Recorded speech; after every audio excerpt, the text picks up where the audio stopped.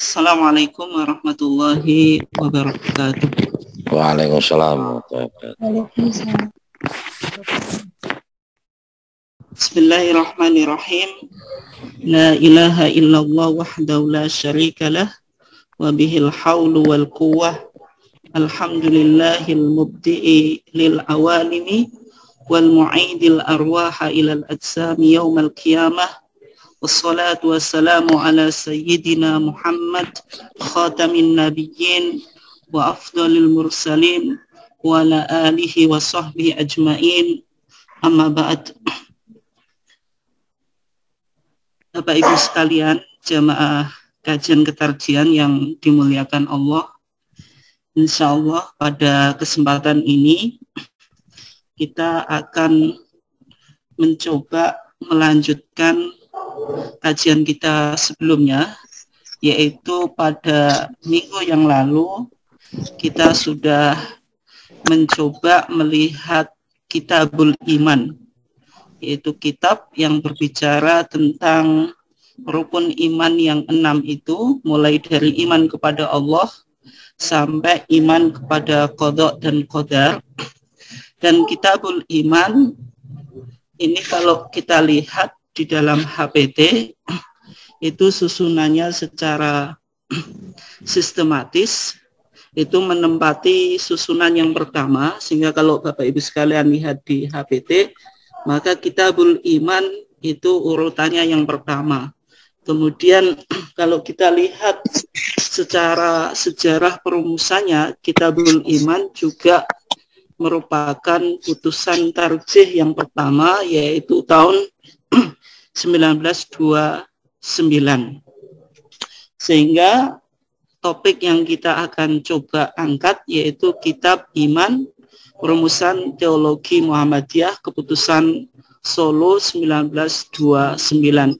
Ini bagian yang kedua setelah kita kemarin mencoba melihat beberapa istilah yang berkaitan tentang ilmu yang berbicara tentang rukun-rukun iman itu. Ada beberapa istilah yang sudah kita bisa munculkan dari apa yang terdapat di dalam redaksi HPT itu sendiri. Kemudian kita juga sudah berbicara Kitabul Iman itu isinya apa saja.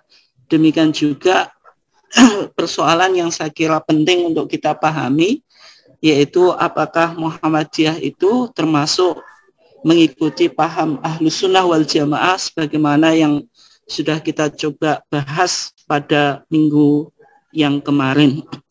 Dan insya Allah pada kesempatan ini saya akan mencoba melihat pendahuluan dari Kitabul Iman atau Muqaddimah.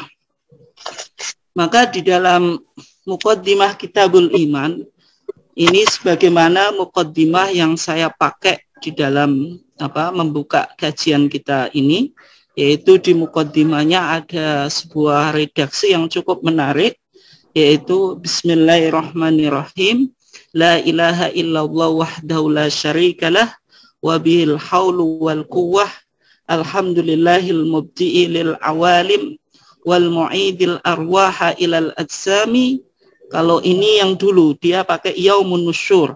Kalau di HPT sekarang yang Bapak Ibu sekalian miliki itu bukan yauman nusyur tetapi yaumal qiyamah. Meskipun artinya itu sama kan. Hanya saja yauman nusyur, hari kebangkitan. Kalau di HPT kita itu yaumal qiyamah, yaitu hari kiamat.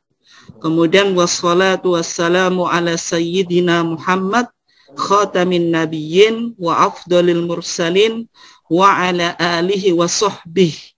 Ini kalau HPT yang lama. Tapi kalau Bapak Ibu sekalian cek di HPT yang jenengan miliki itu wa sahbihinya itu tidak ada. Itu yang tidak ada. Ajmain. Ini saya menggunakan redaksi HPT atau Kitabul Iman yang lama, tidak di HPT yang jenengan miliki itu, tetapi kurang lebih isinya sama, hanya ada perbedaan kata tadi, yang HPT sekarang Yaumal Qiyamah, yang HPT dulu itu Yauman Nusyur. Kemudian di HPT yang dulu wasohbih itu masih ada, kemudian di HPT sekarang wasohbihnya itu tidak ada. Nah, ini merupakan muqaddimah atau iftitah, pembukaan yang ada di dalam Kitabul Iman HPT yang kita miliki itu. Kemudian Bapak Ibu sekalian yang dimuliakan Allah, kalau kita cermati di dalam muqaddimah tadi ada beberapa poin yang penting untuk kita pahami. Yang pertama, kalau kita lihat tadi kan dimulai Bismillahirrahmanirrahim. Nah, ini sesuatu hal yang penting, bahwasanya HPT itu mengikuti jejak atau mengikuti tradisi, yaitu para muallifin, para penulis Islam, yaitu karya-karya yang ditulis oleh para ulama kita, yang secara umum di karya-karya mereka di dalam pembukaannya itu selalu diawali dengan basmalah, yaitu Bismillahirrahmanirrahim.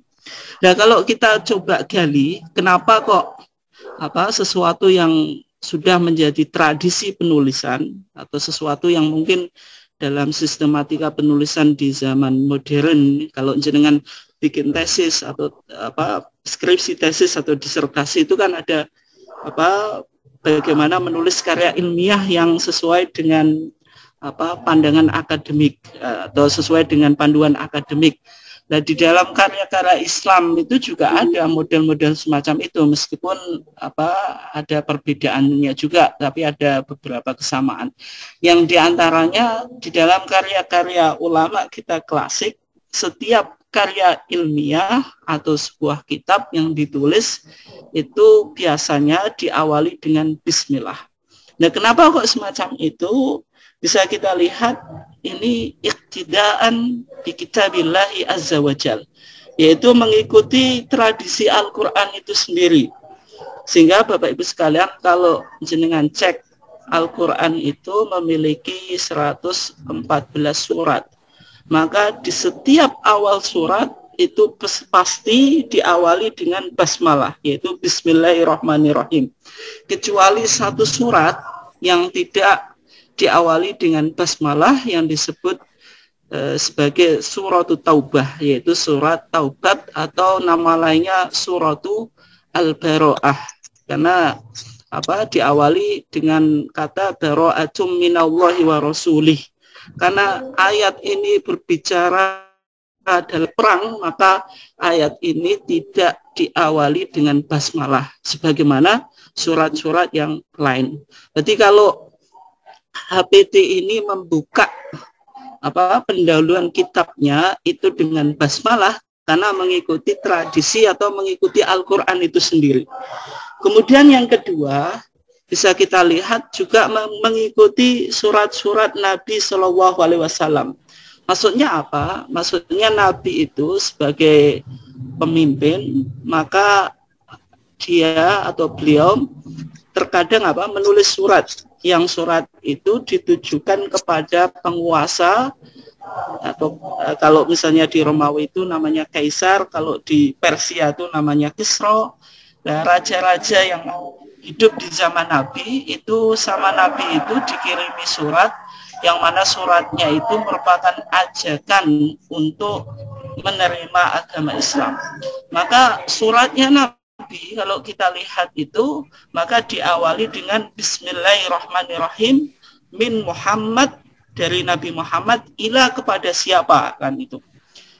Berarti surat-surat yang ditulis oleh Nabi, tapi nanti memunculkan sebuah pertanyaan, bagaimana Nabi itu kan katanya ummi, yaitu orang yang ummi itu kan la yaktubu wa la yaqra, tidak bisa baca dan tulis. Bagaimana Nabi menulis surat? Nanti kita coba bahas.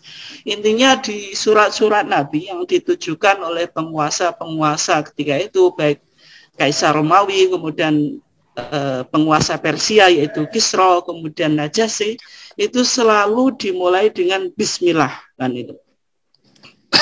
Ya, berarti kalau HPT membuka kitab iman ini dengan basmalah berarti mengikuti sebuah tradisi surat menyurat yang dilakukan oleh Nabi kepada para penguasa ketika itu. Nah, yang menjadi pertanyaan tadi, kalau kita katakan dalam apa yang kita yakini dan imani, Nabi itu kan ummiyun. Nabi itu seorang ummi, maka ummi itu artinya apa? Tadi la yaqra wa la yaktub, tidak bisa baca dan menulis. Nah, kemudian kita katakan tadi bahwasanya Nabi itu menulis surat, yang mana suratnya itu merupakan ajakan dakwah yang ditujukan kepada penguasa-penguasa ketika itu. Nah, bagaimana kok Nabi menulis surat? Nah, ini di dalam tanya jawab agama atau fatwa tarjih dibahas. Yang maksudnya apa? Bisa dilihat di di TJA tanya jawab agama yang saya kutip itu. Maka di sana ada sebuah pertanyaan dalam HPT, yaitu di HPT itu kan ada kitab beberapa masalah. Di dalam kitab beberapa masalah yang nomor 10 itu kan ada hukmul lubsi adz-dzahabi wal fiddah li rajul, yaitu hukum pria memakai emas dan perak. Di poin yang ketiga atau yang C itu kan ittikhadu al-khatam minal fiddah mubahun, menggunakan perak untuk cincin itu boleh. Kemudian dikutip sebuah hadis. Hadisnya apa? Kata Nabi SAW kitaban. Nabi itu menulis surat, kan itu. Dan sehingga kalau kita lihat di dalam HPT ini kan dikatakan kata Nabi SAW kitaban. Nabi itu menulis surat. Faqila lahu, maka dikatakan innahum la yaqra'una kitaban illa maktuman. Maka Nabi itu diberi informasi bahwasanya para raja ketika itu, para penguasa ketika itu tidak membaca sebuah surat yang berasal dari Nabi illa maktuman, kecuali ada stempelnya, kan itu. Maka ketika itu fattakhadha khataman min warikin wa nukisha fihi Muhammad Rasulullah. Maka ketika itu Nabi Muhammad membuat cincin dari perak, kemudian diukir di dalam cincin itu ukirannya apa? Muhammadun Rasulullah. Ini sebagai stempel atau cap yang menunjukkan surat itu berasal dari Rasulullah. Nah, kalau kita lihat di sini, seorang penanya memiliki iskal. Iskal itu mempermasalahkan hadis ini. Dalam pandangan kita, Nabi Muhammad itu kan ummi. Ummi itu tidak bisa membaca dan menulis. Terus bagaimana ada sebuah hadis yang mengatakan Nabi itu menulis surat? Apakah hadisnya ini sahih? Apakah hadisnya ini valid atau tidak? Maka dijawab oleh tim fatwa tarjih di situ ada beberapa hadis yang menjelaskan bahwasanya Nabi Muhammad itu mengirim surat kepada para raja, yaitu seperti pada Kaisar Romawi, kemudian kepada Kisra, yaitu pemimpin Persia, kemudian kepada Najasyi dan sebagainya. Mohon maaf yang suaranya masih di-on-kan itu, suaranya kedengaran bising. Oke ya, kita lanjutkan. Berarti dari hadis ini bisa kita pahami Nabi itu menulis surat, tetapi yang perlu dipahami karena Nabi itu ummi, yang menulis suratnya Nabi itu bukan Nabi sendiri. Hanya saja Nabi memiliki katib, memiliki sekretaris dalam bahasa sekarang, yang sekretaris ini menulis suratnya Nabi kepada penguasa-penguasa kepada itu. Sehingga Nabi itu memiliki beberapa sekretaris atau juru tulis, yang diantara penulis-penulis atau juru tulisnya Nabi yang paling terkenal itu Hamdalah bin Rabi' al-Katib. Istilah katib itu kan sekretaris dalam bahasa sekarang. Berarti ini menunjukkan bahwasanya Nabi itu menulis surat, tetapi yang menulis itu bukannya Nabi sendiri, tetapi Nabi memiliki sekretaris yang menulis surat ada penguasa-penguasa ketika itu sebagai ajakan dakwah untuk masuk Islam. Nah, di dalam suratnya Nabi itu selalu diawali dengan Bismillahirrahmanirrahim min Muhammadin. Sebuah contoh, ada contoh sebenarnya di juga masih bisa kita lihat itu. Nah, itu yang kedua, kenapa HPT juga menggunakan Bismillah. Kemudian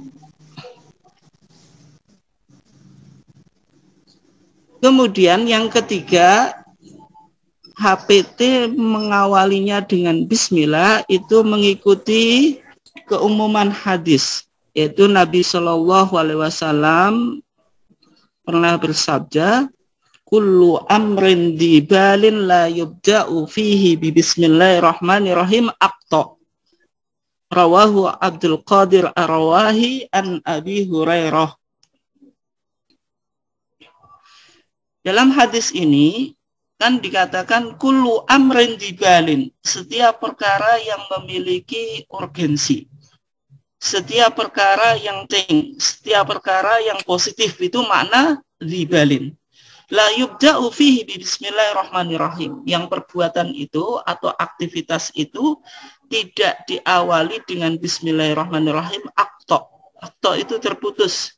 Maksudnya apa? Kata ulama, ini ada beberapa redaksi hadis ini, ada yang bilang akto, ada yang bilang ajzam, ada yang bilang apa? Dalam arti akto di sini yaitu qalilul barakah. Nilai keberkahannya itu menjadi berkurang. Jadi Bapak Ibu sekalian, ini merupakan ajaran Islam yang penting untuk kita tradisikan di dalam kehidupan kita. Kita aplikasikan di dalam kehidupan kita. Bahwasanya setiap kita memulai aktivitas, yang mana aktivitas itu positif, maka kita disunahkan untuk mengawalinya dengan basmalah. Ya, sebagaimana makan dan sebagainya itu kan selalu kita awali dengan Bismillah. Demikian juga kitab HPT ini yaitu diawali dengan Bismillah karena mengikuti tuntunan dalam hadis tadi, kullu amrin libalin la yubda'u fihi bi bismillahirrahmanirrahim aqta. Setiap aktivitas yang positif, yang baik, yang memiliki urgensi tidak diawali dengan bismillah, maka akto, nilai keberkahannya itu menjadi kurang. Ini sebuah tuntunan yang diajarkan di dalam agama kita. Nah, ini yang saya coba tunjukkan tadi, bahwasanya di kitab beberapa masalah itu yang ke-10 itu ada hukum pria memakai emas dan perak. Maka di poin yang C atau yang jim itu sebagaimana yang saya katakan tadi, Nabi itu menulis surat, dan kemudian ketika Nabi dikatakan bahwasanya para penguasa itu tidak membaca surat apapun kecuali makhtuman yang distempel, maka Nabi membuat cincin yang berasal dari perak, kemudian diukir di situ Muhammad Rasulullah, kan itu. Ya. Nah, ini kan menarik. Ternyata tradisi stempel yang ada dalam zaman modern ini juga memiliki hubungan dengan tradisi yang sudah ada di zaman Nabi. Bahwasanya suratnya Nabi itu distempel, karena ketika surat itu distempel berarti menunjukkan legalitas surat ini. Surat ini tidak palsu, tetapi memiliki legalitas sehingga bisa diakui sebagai surat yang formal, kan itu. Kemudian di dalam Muqaddimah Kitabul Iman Tadi kan setelah diawali dengan bismillah itu dilanjutkan. Mungkin yang suaranya masih ngobos bisa di off-kan kan, biar kita kajiannya lebih enak gitu. Selain pembicara di off-kan saja, kecuali nanti kalau saya suaranya nggak jelas dengan ingatkan saya. Kalau sekarang selain pembicara di off-kan saja, di mute saja, biar suaranya enak ini. Oke, saya lanjutkan. Setelah bismillah itu kan ada la ilaha illallah wahdahu la syarikalah wa bihil haulu wal quwwah. Kalau kita lihat di sini kan ada kalimat tauhid. Ada kalimat yaitu ucapan kita yang mengakui tentang keesaan Allah. Maka kalau kita lihat la ilaha illallah itu maknanya apa? Ada beberapa makna yang bisa kita pahami, tapi makna yang paling umum, yang paling penting ketika kita mengucapkan la ilaha illallah, tiada Tuhan selain Allah, itu artinya la ma'buda bihaqqin illallah. Tiada zat yang disembah, tapi yang disembah ini bihaqqin, dengan benar. Karena banyak juga zat-zat yang disembah selain Allah. Tapi kalau yang kita nafikan, yang kita negasikan itu apapun yang disembah secara benar, itu kita tiadakan. Kemudian kita afirmasi, kita tetapkan illallah, kecuali Allah. Itu arti kata la ilaha illallah. Sehingga kalau kita lihat di situ, di tabel yang saya buat itu, la ilaha illallah ini i'tiqad, keyakinan atau iqraru tauhid, keyakinan atau pernyataan ketauhidan kita, bahwasanya kita mengakui ketuhanan dan keesaan Allah.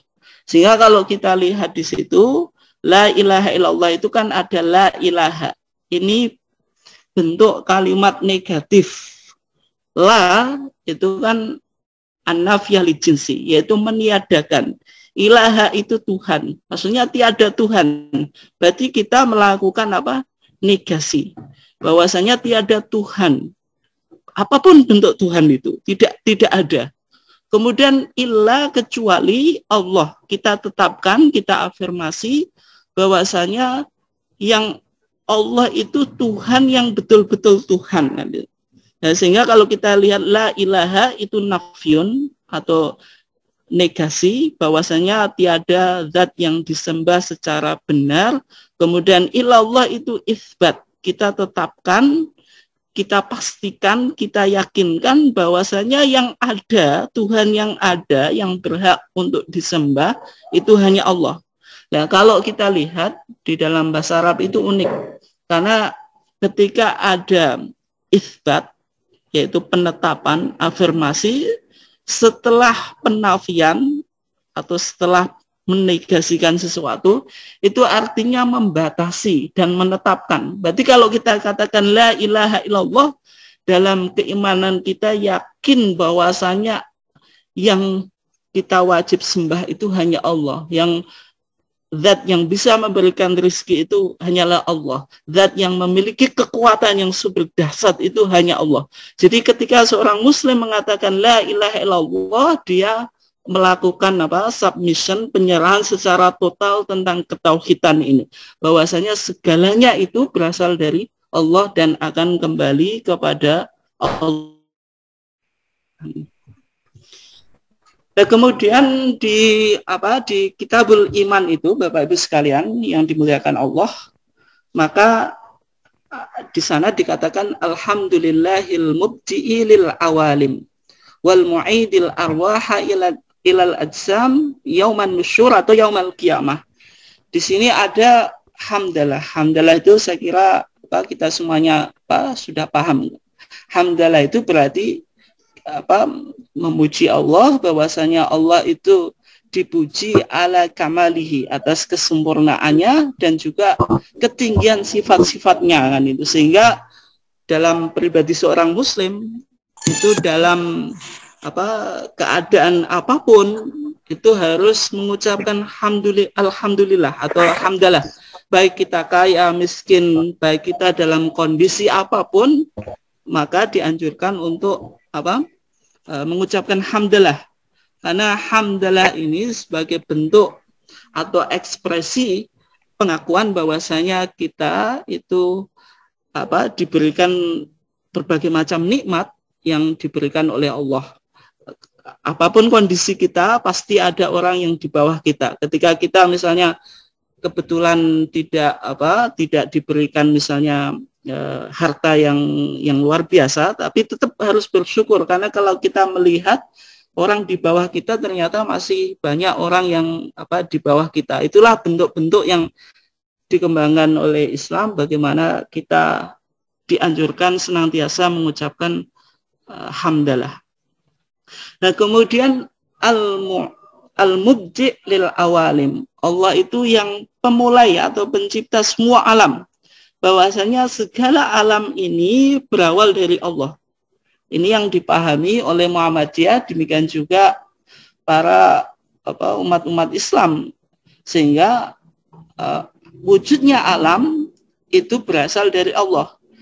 Tidak sebagaimana yang dipahami oleh kelompok misalnya para filosof itu nanti ada teori emanasi, kemudian di konteks modern ada teori Big Bang dan sebagainya, bahwasanya alam ini para ilmuwan menafsirkan dengan berbagai macam penafsiran yang intinya tidak langsung merujuk, karena tidak semua para ilmuwan memiliki keimanan. Tapi dalam teologi Muhammadiyah, karena Muhammadiyah ini beragama dan juga mengikuti paham Ahlussunnah wal Jamaah, maka tentu memahami bahwasanya alam ini tercipta dari Allah. Tidak mungkin orang Muhammadiyah memahami alam ini tiba-tiba wujud atau mengikuti teori emanasi yang dikembangkan oleh para filosof atau teori-teori yang lain.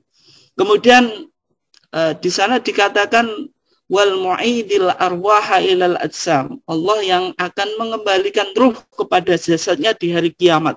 Ini penting karena dalam konteks modern banyak orang yang tidak percaya terhadap kehidupan akhirat kan itu, dengan berbagai macam pendekatan kan itu.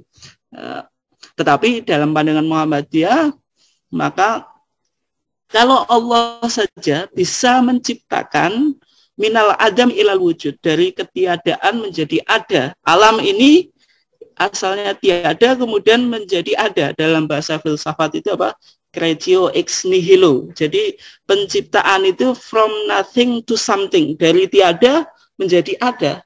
Nah, kalau dari nothing menjadi something itu saja bisa, apalagi Allah nanti mengembalikan jasad kita yang sudah hancur selama bertahun-tahun, karena intinya jasad kita itu kan pernah tercipta. Maka di hari kiamat ketika Allah mengembalikan jasad kita kepada ruh kita kepada jasad kita, itu sesuatu yang mudah. Ini lebih mudah dari penciptaan awal. Penciptaan awal itu dari tiada menjadi ada. Kalau kita di hari akhir kita dibangkitkan, maka kebangkitan itu bagi Allah sangat lama. Kemudian diadakan lagi atau ruh kita itu dikembalikan kepada jasad kita. Maka di dalam HPT Allah dikatakan al-mubdi' lil awalim, yaitu pemulai atau pencipta semua alam. Kemudian al-mu'idil arwah, yaitu mengembalikan roh kepada jasad-jasad. Inilah esensi kalimat istirja. Kalimat kita merasa kembali kepada Allah. Maka ketika kita mendapatkan musibah, ada saudara kita yang meninggal, maka ucapan yang pertama kita ucapkan, nanti bisa dibaca di kitab Janaiz di HPT, maka inna lillahi wa inna ilaihi raji'un. Bahwasanya kita itu milik Allah, bukan milik yang lain, atau bahkan kita memiliki diri sendiri kan. Karena pada dasarnya kita kan diciptakan oleh Allah. Wa inna ilaihi raji'un. Karena kita milik Allah, maka akan dunia, ini kan kita dari tiada menjadi ada. Keadaan kita, wujud kita itu bukan berasal dari kita, memang ada yang menciptakan. Maka kalau kita meninggal, berarti kita kembali kepada zat yang mewujudkan kita. Itulah mungkin esensi kalimat istirja. Sehingga la ilaha illallah kita hubungkan dengan innalillahi wa inna ilaihi rajiun itu.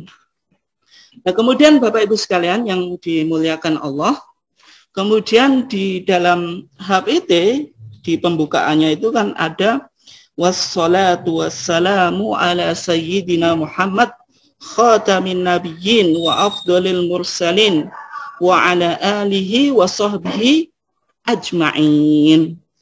Maka di sini yang mungkin Bapak Ibu sekalian agak heran, di HPT itu bilang wassalatu wassalamu ala sayyidina. Ternyata HPT Kitabul Iman 19 berapa tadi? 29 itu sudah menggunakan sayyidina. Dan sudah pernah saya sampaikan, ternyata di HPT kata sayyidina itu ada 3 kali disebut, yaitu di pembukaan Kitabul Iman sebagaimana di slide itu wassalatu wassalamu ala sayyidina. Kemudian di penutup Kitabul Iman, maka saya bacakan di sini wassallallahu ala sayyidina Muhammad, sayyidina lagi. Kemudian di Kitabul Hajj, yaitu di pembukaan Kitabul Hajj, maka di sana kan wassalatu wassalamu ala afdalil mursalin sayyidina Muhammad. Ini menunjukkan apa? Menunjukkan Muhammadiyah itu sebenarnya tidak anti sayyidina. Meskipun mungkin Bapak Ibu sekalian mendengar di luar bahwasanya seolah-olah Muhammadiyah itu kelompok yang anti sayyidina, sehingga ada kesan Muhammadiyah itu tidak sopan terhadap nabinya, karena orang Muhammadiyah itu tidak menggunakan kata sayyidina ketika menyebut nabinya. Maka untuk menjawab pertanyaan semacam ini, atau mungkin kesalahan paham atau misunderstanding apalah itu dari pemahaman ini, maka yang kita pahami dalam masalah sayyidina, kita lihat dulu kalau konteksnya itu ibadah khusus, karena kan kita di Masail al-Khams Muhammadiyah ini penting untuk dipahami, karena ini yang menjadi paradigma pemikiran Muhammadiyah, yaitu ibadah itu dibagi menjadi 2, ibadah khosoh dengan ibadah amah. Ibadah khosoh atau ibadah makhdoh itu ibadah yang ada teksnya, ada tuntunannya dari Al-Quran dan Sunnah, ditentukan kaifiyahnya, yaitu tata cara pelaksanaannya. Dalam konteks ibadah khosoh atau ibadah makhdoh itu sifatnya tauqifiyah. Kita harus mengikuti apa kata teks itu. Nah, kemudian yang kedua ada ibadah umum. Ibadah, yaitu kalau HPT bilang ibadah umum itu apa? Yaitu kullu amalin adzina bihi asy-syari', segala aktivitas yang diizinkan oleh Allah itu. Misalnya makan, minum dan sebagainya itu bisa bernilai ibadah kalau kita niatkan untuk ibadah. Maka dalam ibadah umum itu kan tidak ditentukan kaifiyah atau tata cara tertentu. Sehingga kata sayyidina kalau kita lihat di sini, ya kita lihat kalau konteksnya ibadah khusus, maka sikap kita tidak menambahkan kata sayyidina. Contohnya apa? Yaitu kita sholawat kepada Nabi dalam sholat. Sholat itu kan ketika kita bicara, sholat itu kan ada kaifiyahnya, ada tata caranya, karena Nabi sendiri kan mengatakan shollu kama ra'aitumuni usolli. Sholatlah kamu sebagaimana engkau melihat aku sholat. Berarti sholat itu ibadah makhdoh, ibadah khosoh, ibadah khusus, bukan ibadah amah, bukan ibadah ghairu makhdoh. Maka dalam ibadah khusus, ketika kita sholawat kepada Nabi mengikuti apa kata Al-Quran atau As-Sunnah. Kalau dalam hadis, dalam sunnahnya tidak pakai sayyidina, ya kita tidak perlu untuk menambahkan. Tapi kalau dalam ibadah umum, Misalnya kita pidato, kemudian di luar ibadah makhdoh, kalau kita mau pakai Sayyidina, ya tidak ada masalah kan itu. Ya. Nah, sehingga kalau kita lihat di kitab Shalah, ini juga putusan 1929 tentang masalah sholawat di dalam sholat itu kan kata HPT kan, summa tusolli ala nabiyyi sallallahu alaihi wasallam qailan, kemudian kamu bersolawatlah kepada Nabi dengan mengucapkan Allahumma sholli ala Muhammad wa ala ali Muhammad. Maka tidak ada redaksi solawat di dalam HPT-nya jenengan itu misalnya Allahumma sholli ala Sayyidina Muhammad. Nah, kenapa kok putusan HPT semacam itu? Ya karena kembali kepada pemahaman tadi. Sholat itu ibadah khosoh, ibadah makhdoh yang harus mengikuti teks, karena al-aslu fil ibadah at-tahrim, pada dasarnya dalam masalah ibadah itu diharamkan, hatta yadulla dalilu ala khilafi, sampai ada dalil yang memalingkannya. Atau al-aslu fil ibadah at-tauqifiyah, atau al-ittiba, pada dasarnya dalam ibadah itu yang mengikuti, yaitu mengikuti Al-Quran dan As-Sunnah. Tidak boleh kita membuat kreasi atau inovasi sendiri di dalam masalah ibadah. Nah, dasarnya apa?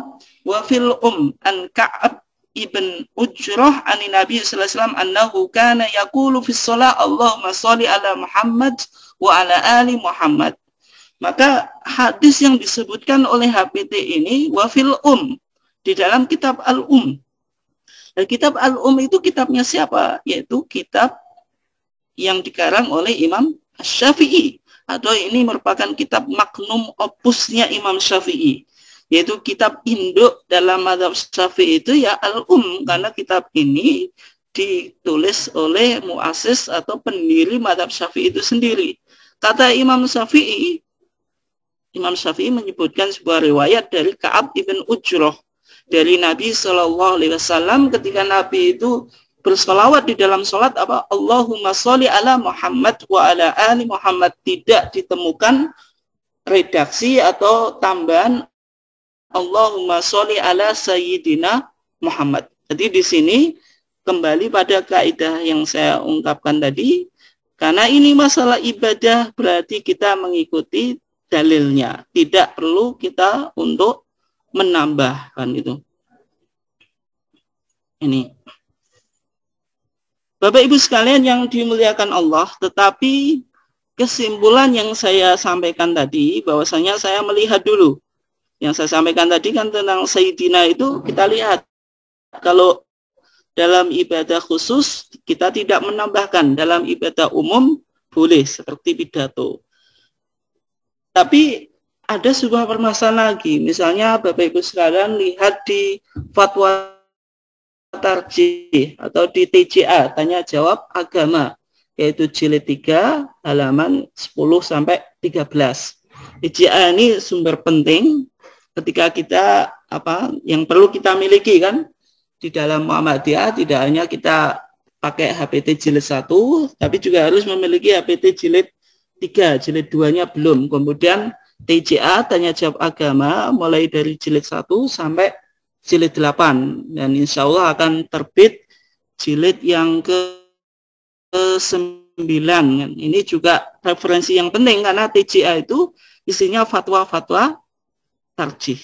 Di dalam TJA ada sebuah pertanyaan kan, tentang kata Sayyidina di depan Muhammad, yaitu pertanyaannya, yaitu sering menjadi pertanyaan bahwa Muhammadiyah itu kurang menghormati Nabi Muhammad karena dalam menyebut namanya tidak menggunakan Sayyidina, yang mana Sayyidina itu artinya Tuan.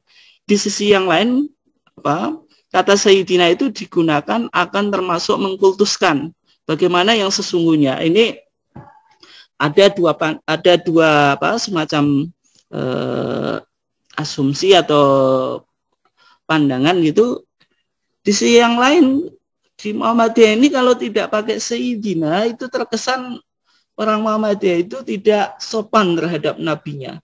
Tapi di sisi yang lain ada sebuah pemahaman, kalau kita menggunakan Sayyidina seolah-olah mengkultuskan nabi itu. Ya bagaimana mendudukkan masalah itu kan itu. Nah, ini juga sering menjadi perbincangan di intern atau di kalangan warga Muhammadiyah juga.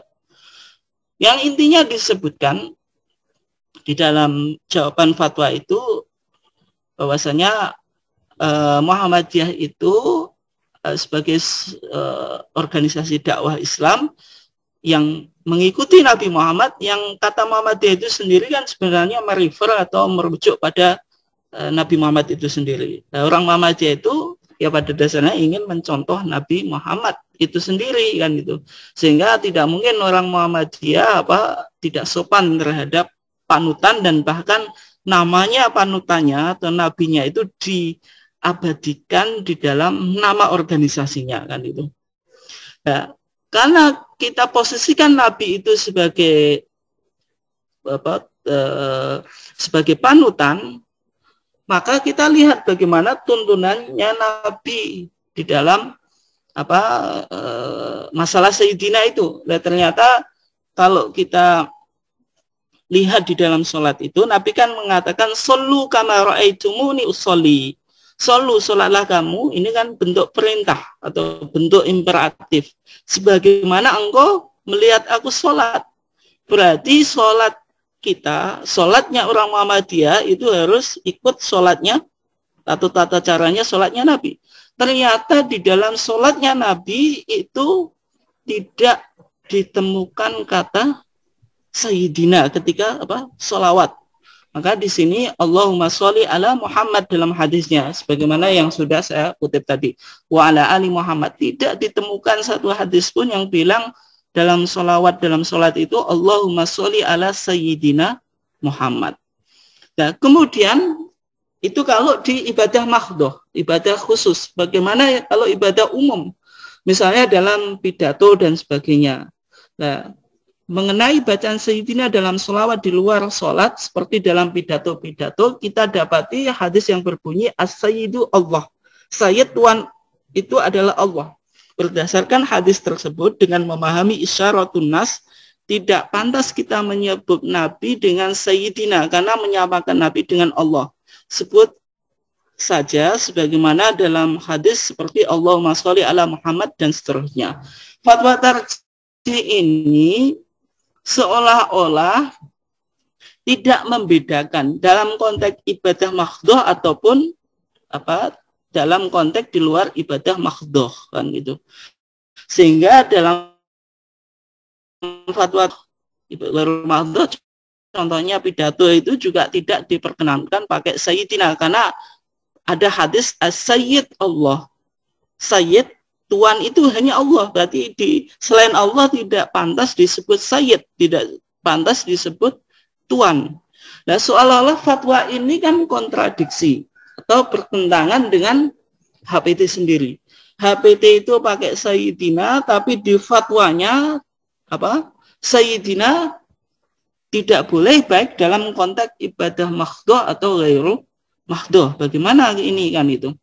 Ya, kita untuk membaca ini dua hal, antara putusan dengan fatwa seolah-olah bertentangan. Bagaimana pandangan kita?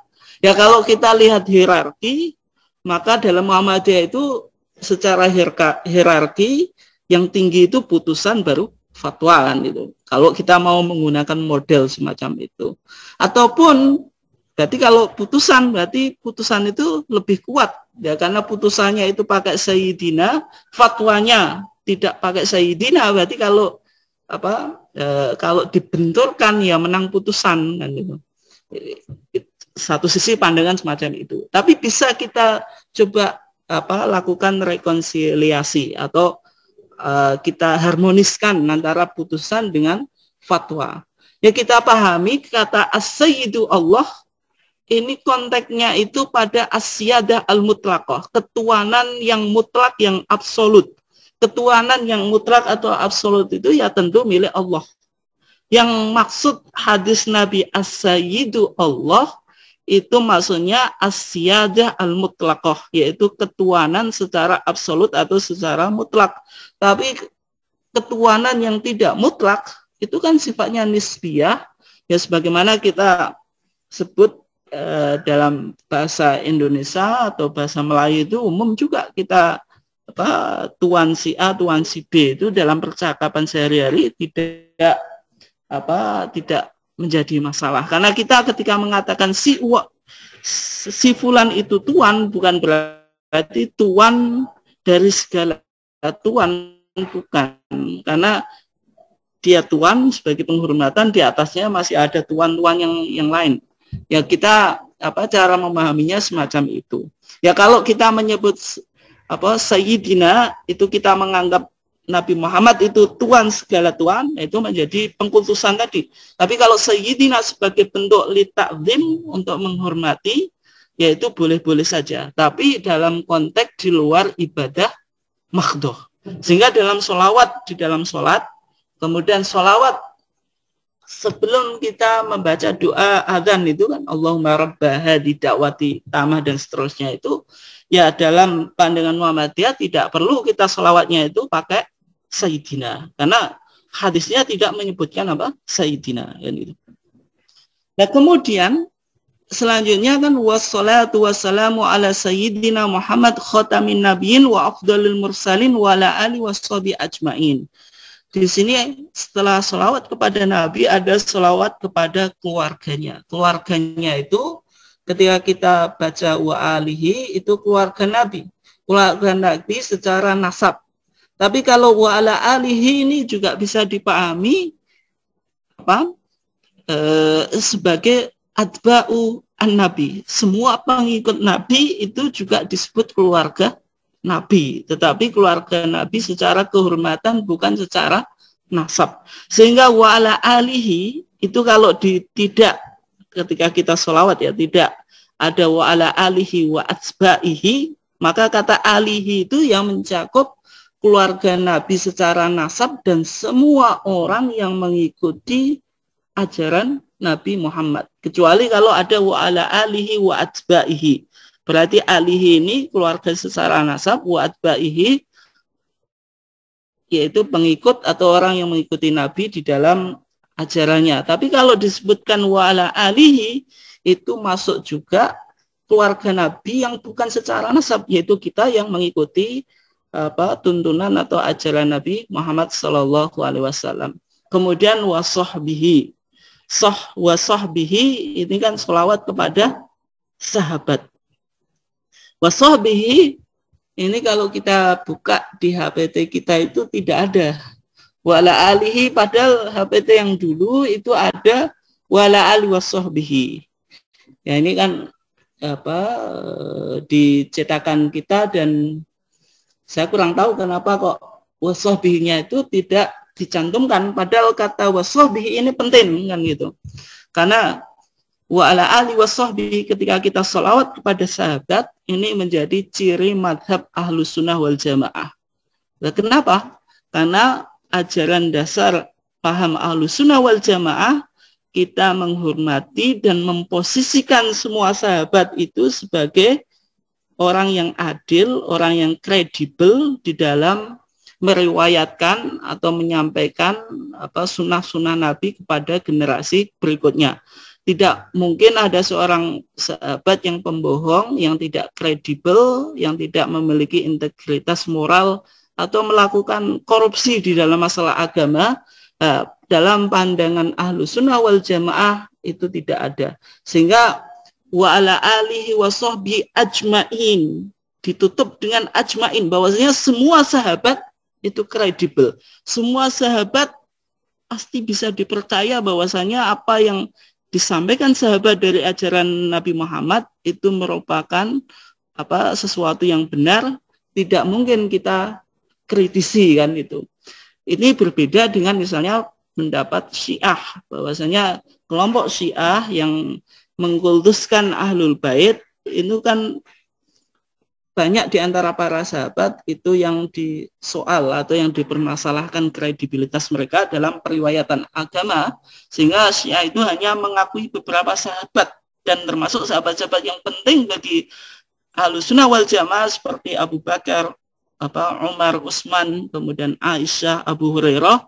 Ini kan tokoh-tokoh penting dalam tradisi kita sebagai Ahlussunnah wal Jamaah itu kan juga disoal atau dipertanyakan, dikritisi oleh kelompok Syiah. Sehingga kata wala ali washabi ajmain, ketika kita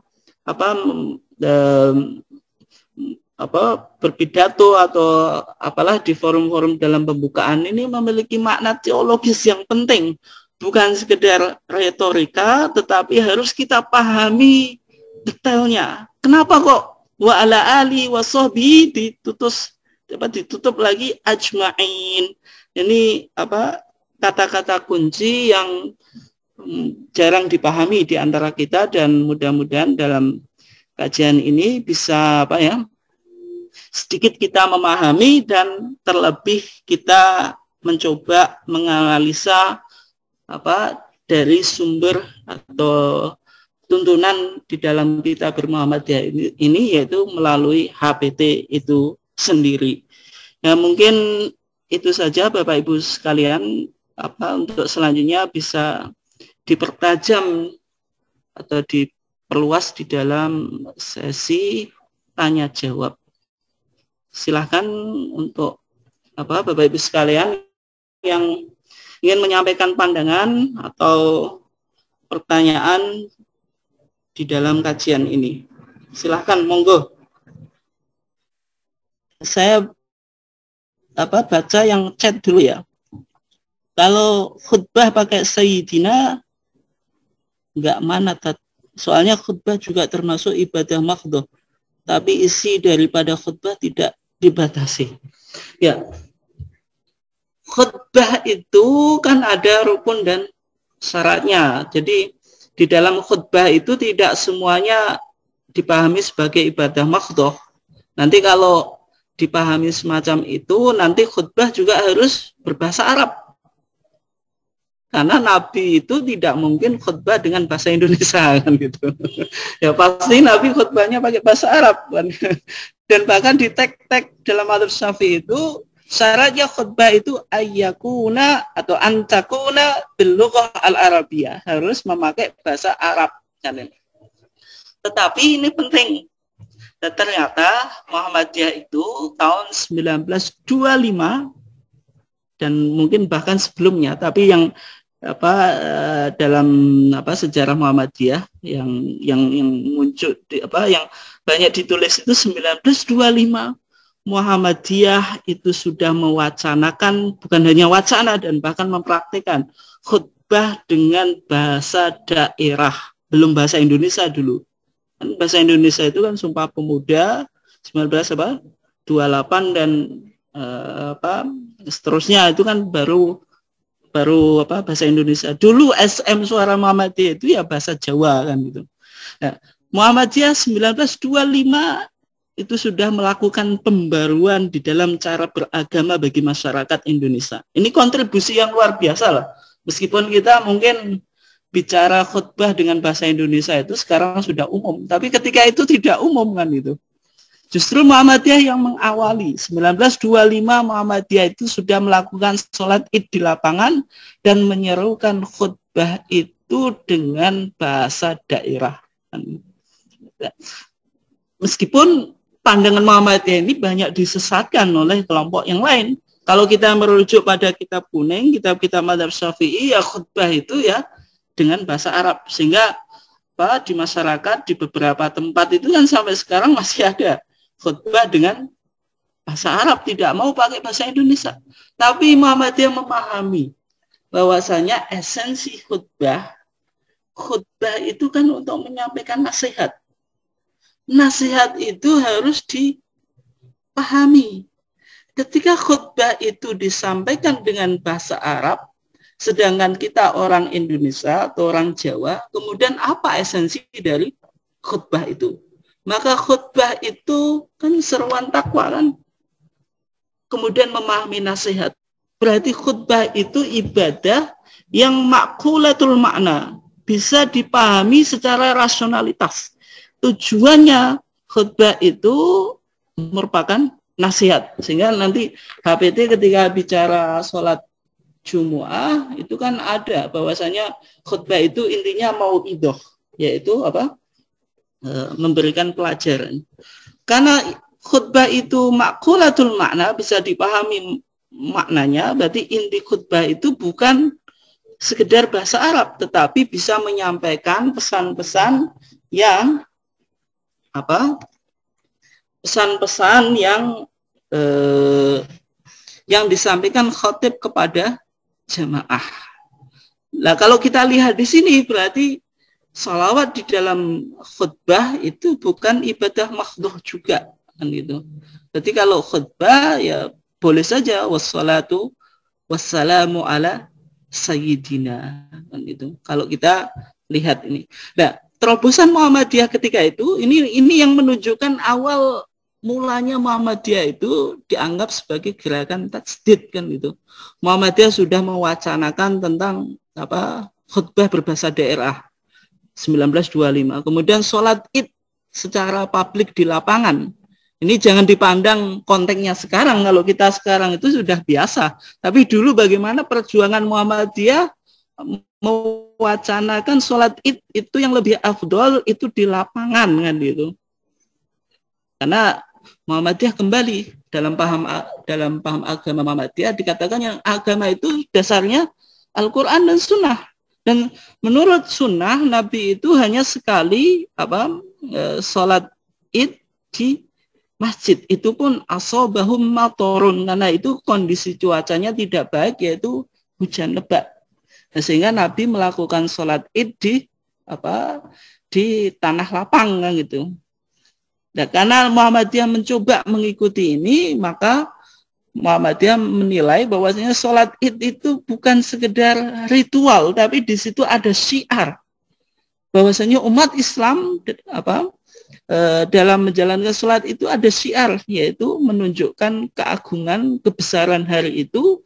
Dan bahkan ketika itu, ini bacaan sejarah ya, ketika itu bisa digunakan dalam konteks show of force, menunjukkan kekuatan umat Islam ketika umat Islam berada di penjajahan Hindia Belanda. Jadi pandangan-pandangan yang menilai Muhammadiyah di awal Muhammadiyah bahwasanya Muhammadiyah itu mengikuti regulasi pemerintah Hindia Belanda, tidak pernah melakukan kritik atau mungkin bahasa sekarang bahasa kasarnya bebek Hindia Belanda, itu sebenarnya tidak benar, karena justru Muhammadiyah itu yang mengawali gerakan-gerakan untuk menumbuhkan sifat nasionalisme di dalam sejarah bangsa kita.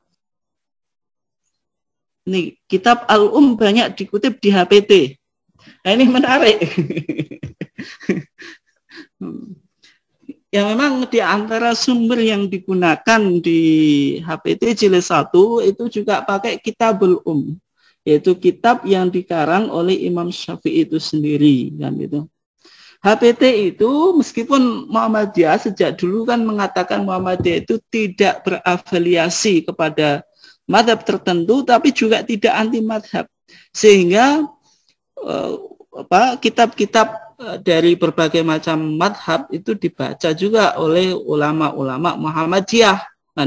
Meskipun Muhammadiyah tidak menerima apa yang disampaikan di kitab kuning itu secara mentah, tetap diuji melalui Quran dan Sunnah, kan gitu. Sehingga gagasan misalnya Qardawi sekarang menyerukan, yaitu Syekh Yusuf Qardawi menyerukan takwim at-turas bimizani al-kitab was sunnah, bahwasanya karya-karya klasik itu tidak kita telan mentah-mentah, tetapi harus tetap ditimbang, diverifikasi apakah sesuai dengan Quran dan Sunnah. Tetapi tidak benar juga kalau Muhammadiyah tidak memakai kitab kuning, itu tidak benar. Dan bahkan HPT ini juga memakai kitab ini yang ditulis secara literal ya. Kemudian memakai kitab Al-Muhadzab. Nanti di kitab sholat itu disebutkan kama qalahul muhadzab ketika bicara tentang isti'adzah, bahwasanya kesunahan baca a'udzubillah sebelum bismillah dan al-fatihah. Itu sumbernya mana? Al-Muhadzab. Al-Muhadzab itu kitabnya siapa? Kitabnya Madzhab Syafi'i yang dikarang oleh Al-Imam Asy-Syairazi. Nah, ini menunjukkan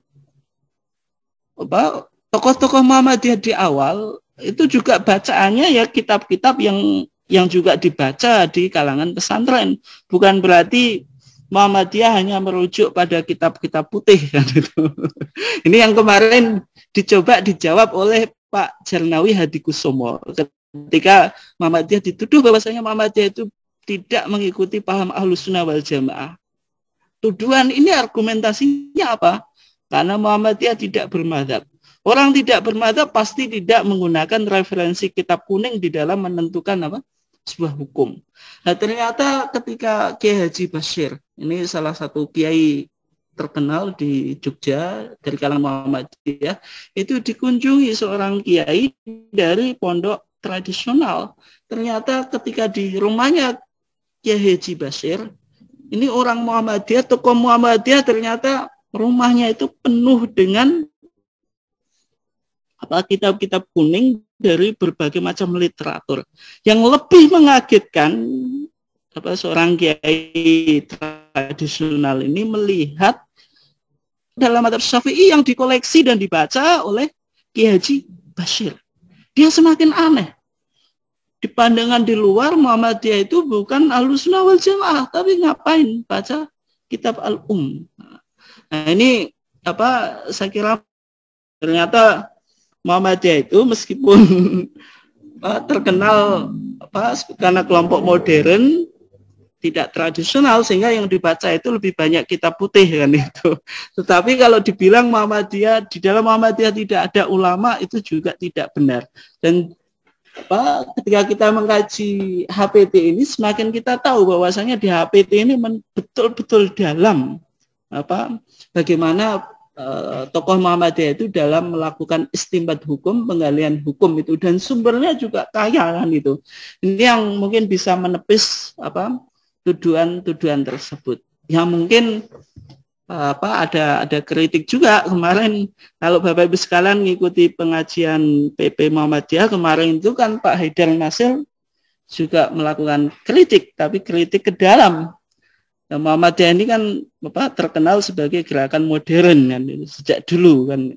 Berarti lebih modern daripada kelompok tradisional kan itu, atau tradisionalis kan. Dan kelompok tradisional itu kan awal-awalnya hanya bacaannya kitab-kitab kuning kan gitu. Tapi sekarang kelompok tradisional ini sudah pindah juga, yang baca kitab kuning, yang menguasai berbagai macam disiplin ilmu, baik engineering, kedokteran, apapun itu juga banyak kan itu. Jangan-jangan Muhammadiyah yang dulu sebagai gerakan modern, Islam yang modern, Islam yang mencerahkan itu ternyata kualitasnya kalahan itu. Kita juga kitab kuningnya pas-pasan, kitab putihnya juga ketinggalan sekarang kan itu. Nah itu kata Pak Haidar ya, maksudnya ini juga merupakan kritik bagi kita. Jangan-jangan kita itu juga magak gitu. Kitab kuning kita pas-pasan, nggak expert, nggak ahli. Di kitab putih ilmu-ilmu umum juga kita nggak bisa diandalkan. Kemudian ciri Muhammadiyah sebagai gerakan modernis, gerakan tajdid ini apa esensinya? Ini kan mungkin perlu kita pikirkan kan. Dan mungkin setiap kita perlu untuk mengembangkan keilmuan kan itu. Nah kemudian juga yang disampaikan Pak Haidar kemarin itu cara pandang kita itu juga harus mulai kita mengenal 3 pendekatan, meskipun di kajian tarjih belum saya sampaikan ya, pada mungkin pendekatan bayani, pendekatan secara tekstual berdasarkan Quran dan Sunnah, kemudian pendekatan burhani, kita menggunakan pendekatan ilmu pengetahuan itu, membaca sesuatu berdasarkan fakta dan realita. Kemudian pendekatan irfani, menggunakan pendekatan spiritual, kerohanian atau batiniah sebagaimana yang dilakukan oleh kelompok-kelompok sufi. 3 pendekatan ini harus integratif di dalam pandangan Muhammadiyah, sehingga cara pandang orang Muhammadiyah ini kan sebagian dai-dainya terlalu bayani, sangat literalis. Yang penting ada Quran dan Sunnahnya, akhirnya mengeluarkan fatwa yang mohon maaf ya, terkadang membingungkan juga. Misalnya di era pandemi ini contoh pendekatan yang sangat bayani loh, tidak menggunakan burhani. Bayani itu secara tekstual. Misalnya di era pandemi ini ada dai Muhammadiyah yang mengatakan soft distancing, penjaraan soft itu tidak boleh. Karena Nabi mengatakan apa? Sawu sufufakum. Ya, kalau masih ada dai Muhammadiyah yang memiliki pandangan itu, sawu sufufakum. Ini kan redaksinya menyuruh untuk kita mendekatkan soft. Ini secara bayani mungkin betul, tapi bayani ini tidak boleh bertentangan dengan burhani. Burhani itu pendekatan ilmu pengetahuan. Kita di era pandemi COVID-19 ini kan kalau kita tidak melakukan distancing, penjaraan ini menjadi sarana untuk menyebarnya virus COVID-19. Maka pembacaan ini harus dipertimbangkan sehingga fatwa Muhammadiyah dulu dari marga Muhammadiyah tidak boleh sholat di masjid, kemudian ketika pandemi mulai agak mereda boleh ke masjid tapi melakukan soft distancing. Ini bukan berarti Muhammadiyah tidak mengamalkan sawu sufufakum. Sawu sufufakum itu dibaca dalam konteksnya. Ini yang harus dipahami sehingga pendekatan Muhammadiyah di dalam beragama itu harus menggabungkan tiga hal itu secara bayani, secara tekstual, kemudian burhani menggunakan pendekatan ilmu pengetahuan juga kan itu. Kemudian irfani dengan memahami makna filosofi dari syariat itu. Ini juga yang perlu mungkin dipahami sehingga kita memahami agama itu sebagaimana corak Muhammadiyah itu tajdid dalam masalah ibadah dan akidah itu purifikasi, tapi dalam masalah keduniaan itu harus dinamisasi. Kita harus melakukan inovasi dan sangat kreatif di dalam merespon permasalahan-permasalahan di zaman modern ini. Itu ya, mungkin yang lainnya silahkan.